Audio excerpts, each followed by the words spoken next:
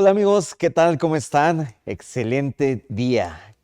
Estamos el día de hoy, miércoles 14 de febrero del 2024, en esta sesión y pues con el gusto y el agrado, como siempre, de estar aquí en la casa de Cadefi.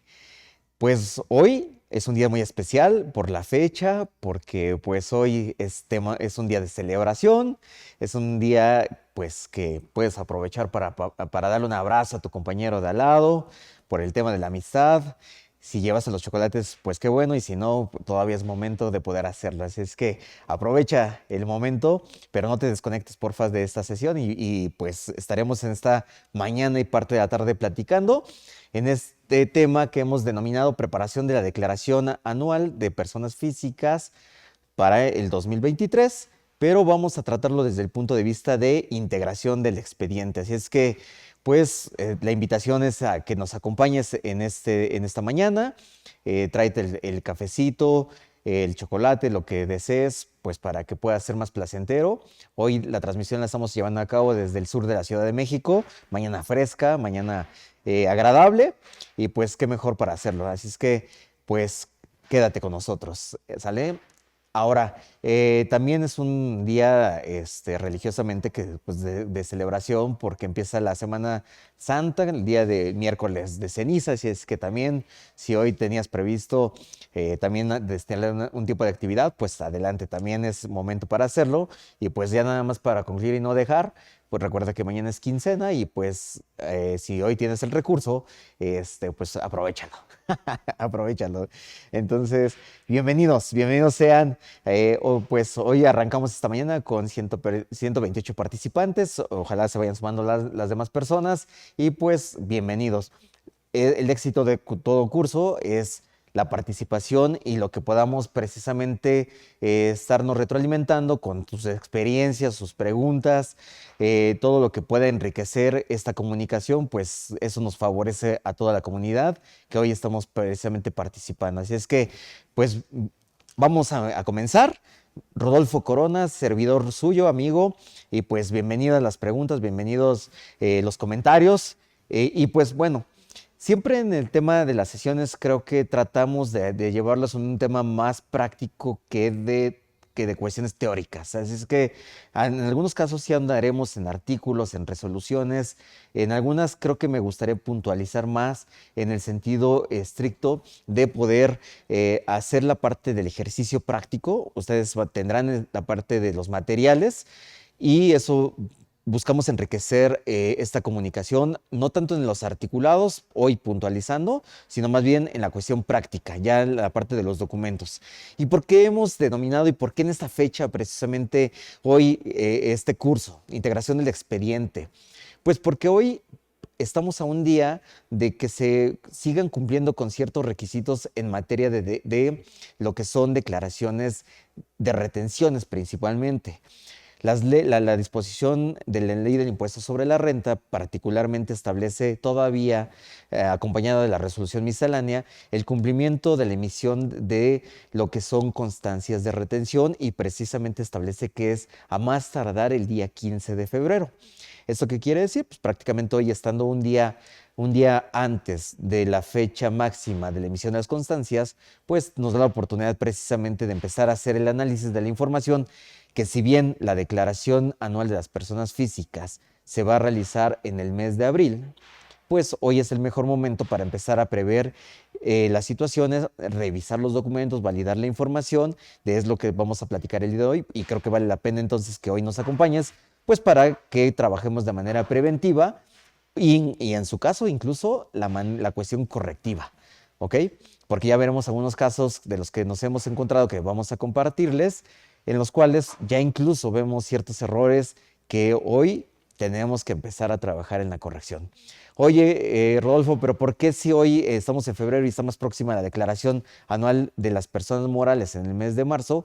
¿Por qué hoy empezar a poner atención o voltear hacia esta parte de la información de las personas físicas? Pues solamente por la emisión del tema de las constancias y ciertos documentos que ya hoy tenemos conocimiento que pueden tener, le digo, ser susceptibles más bien de correcciones o de modificaciones o incluso de recabar la documentación. Entonces, Pues bienvenidos. Dando este preámbulo para empezar esta parte, esta temática, fíjense que les adjunto esta pantalla y quienes hoy precisamente ya traemos más camino recorrido, quizá para los más jóvenes digan, ¿esto qué es? No es la DIOT, no es la DIOT que preparas mensualmente, se parece en la estructura y el formulario, pero esto es la parte de lo que es la declaración informativa múltiple. ¿Y qué hacíamos en esta declaración informativa múltiple?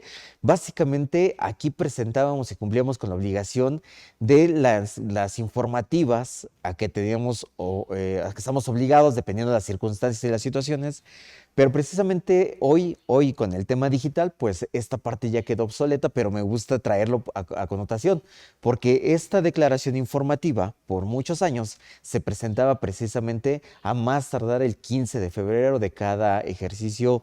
Una vez cerrando el ejercicio fiscal, a más tardar tenemos que presentar esta declaración informativa y en la cual básicamente estaba conformada por diferentes anexos. La parte del anexo 1, que es la parte de sueldos y salarios y asimilados, incluyendo la parte del subsidio del empleo, que hoy prevalece el tema de la declaración anual o el llevar a cabo el cálculo anual de las personas físicas que tienen salarios, salvo que la persona física opte por presentar de manera personal su declaración anual. Digo, ya vamos a ahondar un poco más en estos temas, pero nada más para ir haciendo preámbulo. También informábamos lo que son las declaraciones en materia de retenciones de ISR, IVA y del IEPS. Entonces aquí relacionábamos a todas las personas a las cuales, por ejemplo, la parte de la prestación de servicios que nos daba, aquí informábamos cuánto le habíamos pagado, cuánto le habíamos retenido, tanto de impuestos sobre la renta como de IVA. Entonces, la parte de los donativos, pagos a residentes en el extranjero, regímenes fiscales preferentes, empresas integradoras, que hoy pues ya no existe el régimen, y así, incluso, bueno, ahí sale el régimen de pequeños contribuyentes, que hace mucho tiempo que ya, no hay, ya el régimen ya quedó por fuera prácticamente del esquema de tributación. Pero bueno, un poco la cuestión es entender que estas declaraciones informativas prácticamente no se han desechado en su totalidad, sino más bien se han migrado hoy a un esquema digital que afortunadamente con la emisión del comprobante fiscal digital se han eliminado ese tipo de obligaciones y de trabajo administrativo, que es precisamente era llenar este layout en las empresas. Pues hoy ya nos han quitado esta carga administrativa y que se ha pasado prácticamente en el cumplimiento a través de la emisión del comprobante fiscal digital, que dicho sea de paso, en este momento es importante hacer énfasis en la importancia que está cobrando y que sigue y seguirá cobrando en materia fiscal aquí en México con la emisión correcta del CFDI.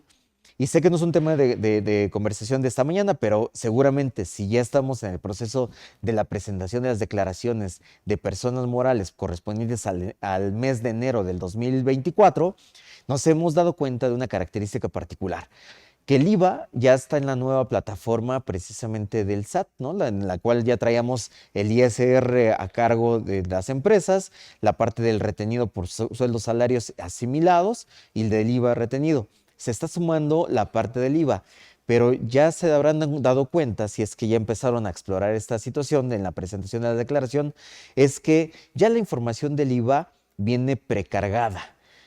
Y precargada precisamente a través de la información que obran los comprobantes fiscales, básicamente que tienen código en el código, en la parte del método de pago como PUE y la parte del complemento de pago.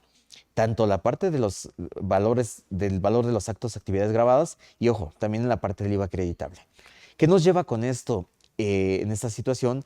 Que nuevamente el SAT ya empieza a alimentar, a precargar la información como lo está haciendo y lo van a seguir perfeccionando hasta el punto en el cual lleguemos a que prácticamente nada más hagamos la validación del formulario con base en los papeles de trabajo que desarrollamos de manera interna para que coincidan perfectamente. Entonces, aquí la cuestión importante es la relevancia que están cobrando la correcta emisión del comprobante fiscal digital.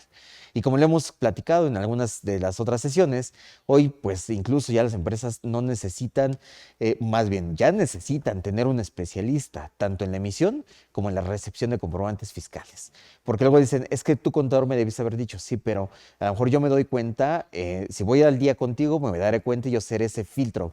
Pero si yo soy un externo y yo solamente le hago la validación al cierre del mes, hay veces que me tarde precisamente en comunicarte a la empresa la parte de las deficiencias o errores que se tuvieran. Entonces, creo que vale la pena aquí, a manera también de puntualizar, sé que no es un tema del día de hoy, pero vale la pena seguir fortaleciendo entonces el mecanismo de la emisión y recepción de comprobantes fiscales digitales, ¿ok? Entonces, bueno, pues esto no lo podemos dejar y me gustaría tomar aquí también a manera de un preámbulo de esta parte del plan maestro de fiscalización que se dio a conocer ya hace un tiempo, unos días, en el cual pues no vamos a tocar todo, pero creo que vale la pena por algunas cuestiones, porque hoy estamos hablando de las personas físicas, ¿ok? Entonces vamos a ver cuáles serían los ejes en los cuales hoy el SAT está o pondrá atención en la parte de la fiscalización en los ingresos que obtienen las personas físicas. Y fíjense, de entrada, la parte de lo que ven ustedes en pantalla, que dice uso de planes privados de pensiones, que ya es un tema que se viene comentando desde el año pasado, cuando se dio a conocer el criterio no vinculativo, en el cual los planes privados de pensiones precisamente pues considera como una práctica indebida para efectos de remuneración a las personas, ya con sus matices y con sus cuestiones ahí particulares de si es procedente o improcedente. Bueno, pues hoy tiene esa mira el SAT hacia este esquema de uso de pago de remuneración. Por supuesto, también un tema que ha venido teniendo ya antecedentes, como es el pago de los asimilados a salarios, en los cuales básicamente se pretende, uno, verificar que efectivamente el asimilado al salario mantiene la parte independiente y no se trata de un pago de remuneración hacia los trabajadores. Esto es indudable. Y la segunda parte o el complemento, que es el entero de la retención derivado de estos ingresos que se genera a través de este esquema de asimilados a salarios, y pues que, bueno, busca precisamente centrar la revisión y el cobro de este impuesto. La subcontratación, por supuesto. Hoy, aunque toda la parte de la reforma a través que se tuvo a través de la Ley Federal del Trabajo y la prohibición del esquema de subcontratación, pues todavía traemos el antecedente, y el SAT lo que está buscando o buscará también es, uno, ubicar empresas que tengan este esquema bajo el régimen de subcontratación. Sin embargo, pues sabemos que hoy hay variables que pueden estar o no estar dentro del supuesto legal para caer en el esquema de la subcontratación, ¿ok? Y algo importante, y que también fue de los temas que al principio del año tuvimos como de notas derivado del tema del reciclo.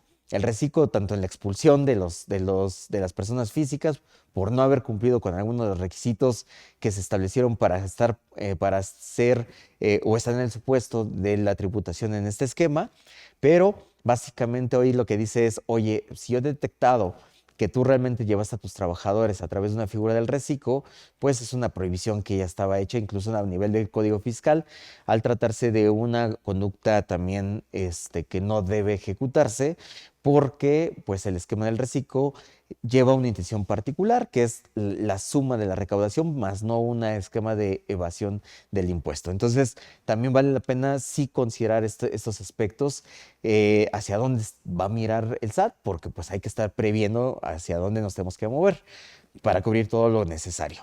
Ahora, ¿qué más? La parte de las reestructuras corporativas y los efectos fiscales, ¿vale? Pero básicamente me quiero pasar a la siguiente, que es la enajenación de acciones y otros activos intangibles. Hoy el esquema de la enajenación de acciones, y recientemente nos llegaron a hacer una consulta de si se podía hacer un esquema que se propuso y que involucraba el esquema de la enajenación de acciones.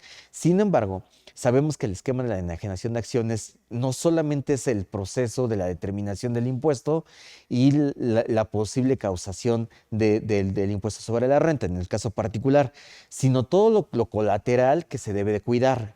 La primera es que tiene que haber un acta de asamblea. Segunda, que en esta acta de asamblea pues ya tienen que participar los accionistas, los datos fiscales de los accionistas, la enajenación en su caso y la consecuencia oye, le tengo que retener un 20% por la enajenación de las acciones o si te quieres evitar ese por ciento en la retención, pues sabemos que tiene que venir un dictamen de la enajenación de las acciones que te puede exentar de esa retención.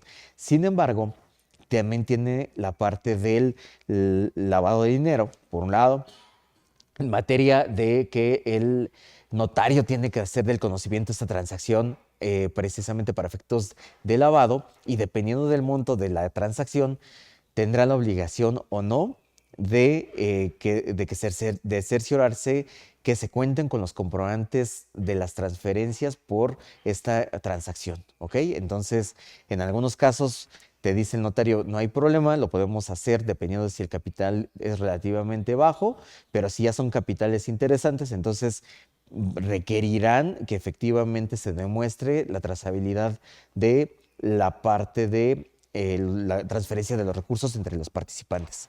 ¿Ok? Entonces, básicamente sí hay que poner atención, vale la pena sí hacerlo. Para ello es importante tener cuantificadas las cuentas fiscales de la CUCA y la CUFIN para saber si esta parte de la enajenación puede provocar o no un efecto fiscal en materia de la transacción. ¿Sale?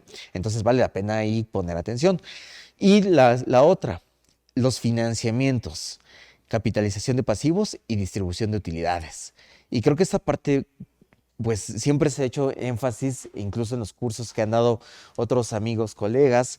Precisamente ayer que estaba el contador José Antonio, un buen amigo, a quien le mandamos un cordial saludo. Por ahí incluso alguien le mandaba una pregunta, oye, ¿qué pasaría en el tema de la capitalización, de las aportaciones, incluso en especie? ¿Cuál sería el procedimiento y el tratamiento correcto de esta situación?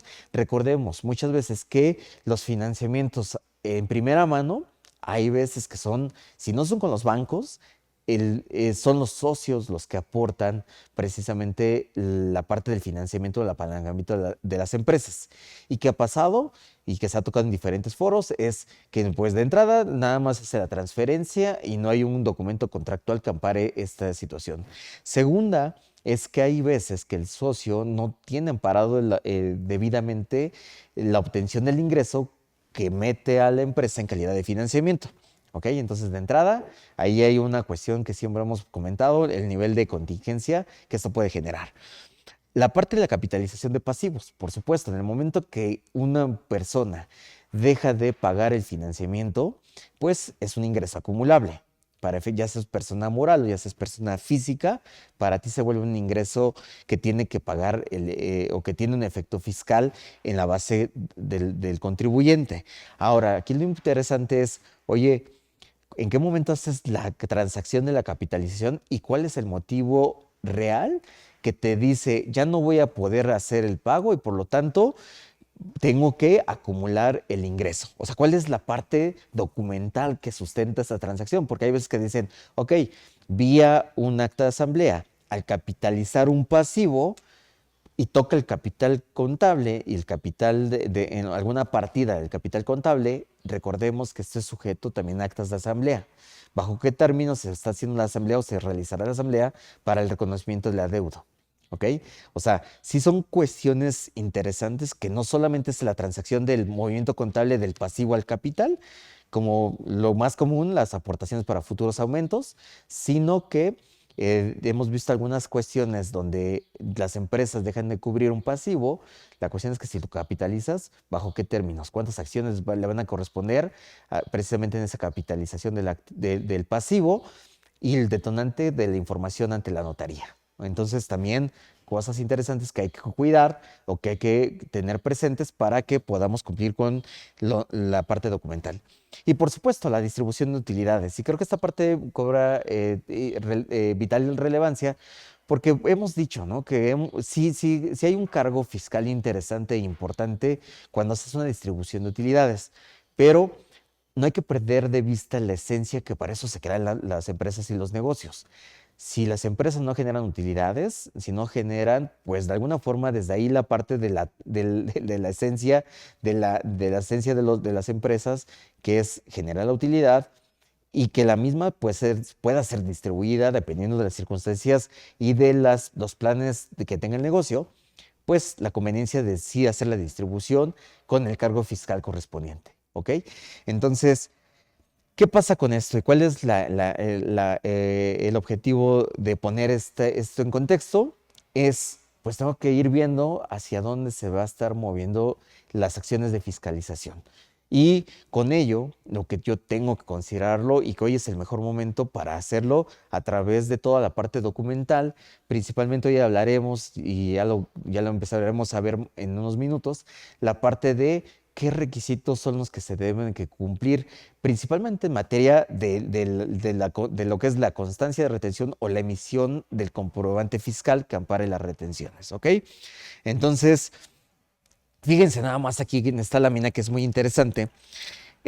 Lo que hicimos fue, nada más fíjense, esta es información de un comparativo que obtuvimos de la información que obra en el SAT en cuanto al número de contribuyentes por régimen fiscal y hacemos un comparativo entre el 2023 y el 2022. Y a nivel de un año, la base fiscal de contribuyentes creció en 3%, que eso equivale a 2.629.199 contribuyentes, ¿ok? De los cuales, y ahí lo resaltamos primero en la parte naranjita que ustedes verán en su material, que en la parte principal y que siempre se ha mantenido prácticamente está en la parte del régimen de sueldos y salarios e ingresos asimilados, que prácticamente representa el 60% de la base contributiva. Es decir, los primeros a los cuales pues hoy tienen esa desventaja, que antes de que cobren su cheque o su transferencia ya viene disminuido del ISR, precisamente en el caso de estos regímenes, pues básicamente ya tiene descontado y por eso pues hoy el SAT tiene una mayor proporción en cuanto a nivel de contribuyentes cautivos. Ahora, ¿quién más lo acompaña? Fíjense, lo acompañan las personas físicas con actividades empresariales profesionales que pues se mantiene más o menos alrededor de un 6% de la base contributiva. Y curioso, ¿no? Dice, oye, 20 millones de contribuyentes todavía sí están dados de alta, están registrados, pero ¿qué crees? Están sin obligaciones fiscales. Y lo más recurrente que podemos encontrar en este tipo de contribuyentes son aquellos que aperturan una cuenta bancaria, que dicen, ok, pues yo no estoy dado de alta, es lo que piensan inicialmente, pero la realidad es que el banco ya hizo el trámite y el proceso de suministrar la información y pues eso lo habilita en automático también el RFC de las personas, pero que de entrada pues no están con una actividad específica dentro del régimen, del régimen fiscal del cual provienen sus ingresos. Y la segunda es la parte de lo que también tuvimos auge hace un tiempo, que fue los mayores de edad que se tenían que dar de alta, que aunque siguen siendo estudiantes, decían, bueno, te tienes que inscribir al RFC, pero sin obligaciones fiscales. Entonces, si se fijan, también es una cantidad interesante que son personas que todavía no han cambiado su régimen puede ser que no tengan ingresos o simplemente hay una omisión en la actualización de las obligaciones en materia de registro federal de contribuyentes. Ahora, vean la parte azul, vamos a la parte azul, que si bien no representa una cantidad de interesante respecto del universo de contribuyentes, pero de entrada la parte del régimen general de ley de las personas morales, pues siempre se ha mantenido más o menos en ese porcentaje del 2% en la participación en el registro. Pero vamos a ver a la parte de incorporación fiscal, por ejemplo. Fíjense.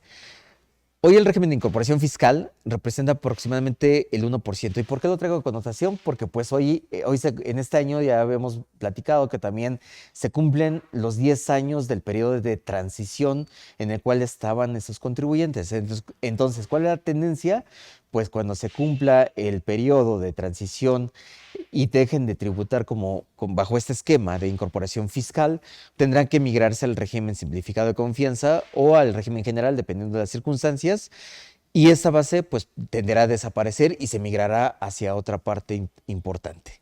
¿Ok? Y algo que también no puse en el tema del plan maestro, pero fíjense, el régimen de las actividades empresariales con ingresos a través de plataformas tecnológicas.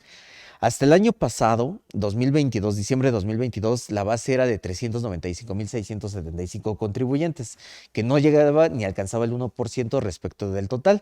Pero para este diciembre de 2023 ya se incrementó a 509.860, que representa el 1%. Es decir, la tendencia hacia el movimiento digital está cobrando relevancia y lo seguirá haciendo, porque esa es la tendencia. Es algo que no se puede frenar y que de acuerdo a expertos y que hemos visto también incluso a nivel de consumo, la tendencia de la parte tecnológica de las compras, el uso de servicios a través de las plataformas, pues va a ir en aumento.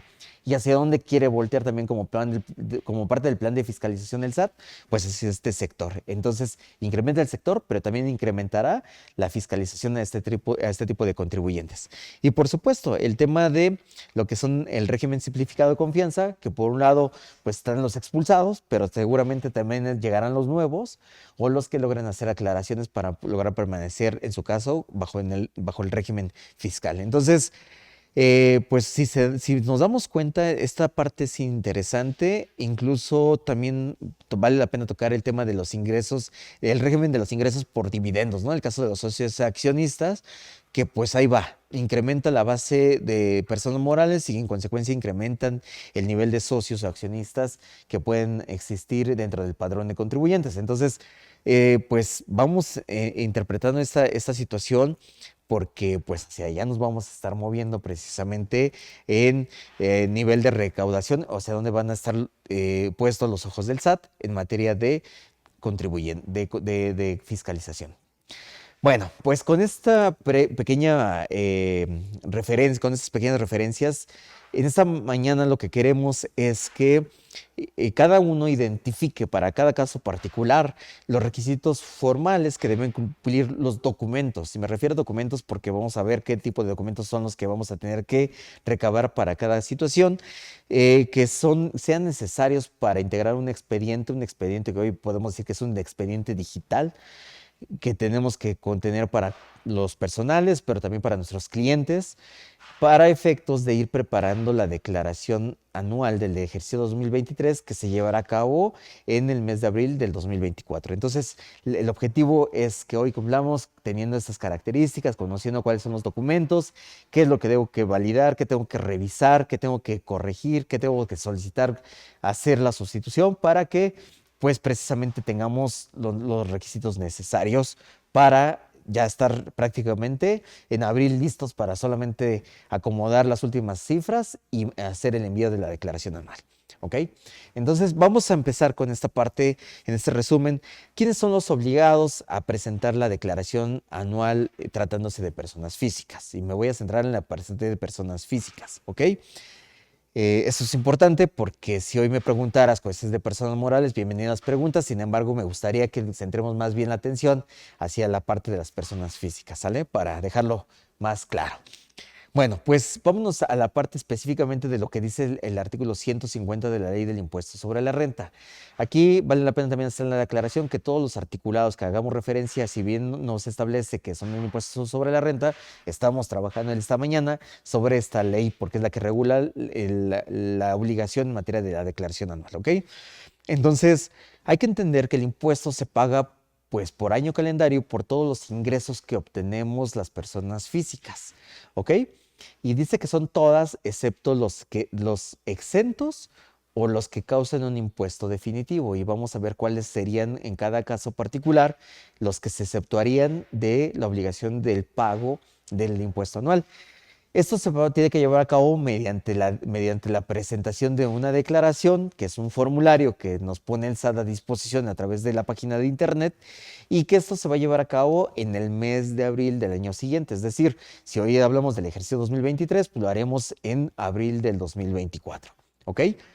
Y dicen que por ahí, pues la misma ley dice, bueno, de entrada son todos, pero puedes tener la opción, ojo, opción de no presentar. Pero ¿quiénes son los que entrarían en esa opción? Aquellos que únicamente obtengan ingresos acumulables provenientes de lo que son sueldos y salarios del capítulo 1, más la parte de los intereses que están regulados en el capítulo 6 del título cuarto, pero siempre y cuando la suma de esos ingresos no rebase 400,000 pesos en el año.